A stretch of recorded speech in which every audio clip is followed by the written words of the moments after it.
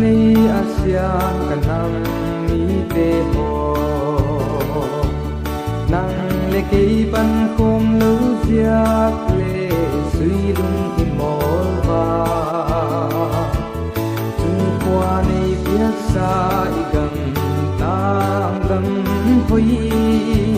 sing dang ang bu ta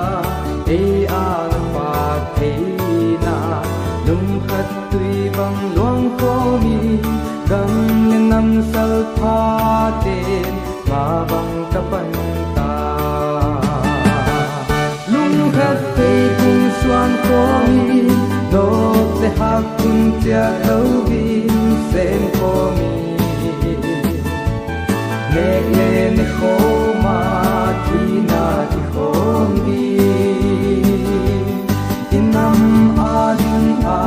thi pya sen din gam le nam sal pha te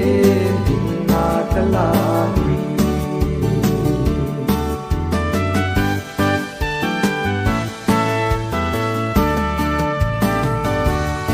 e pi na ki za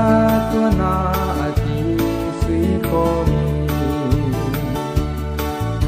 mat na le gin kun na te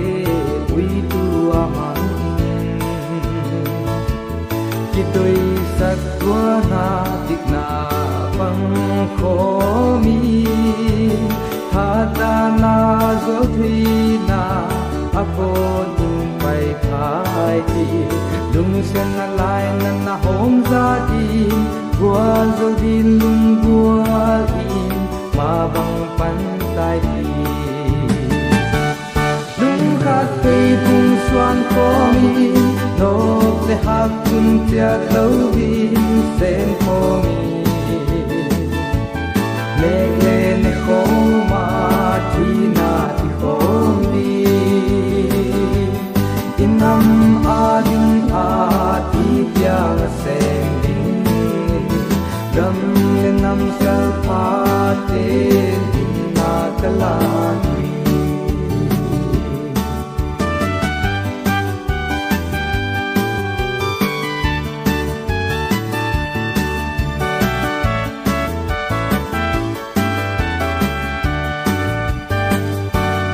inam adia tia masa witu bin kumte inna luang le ban phal nam a ma bang sen in in te kung suan hi ti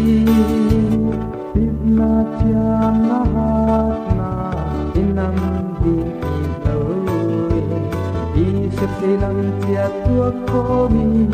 i na mo puak na ya nam din mang ki ti lung khat te kung suan ko mi nộp để hát cùng chia lâu vì sen có mi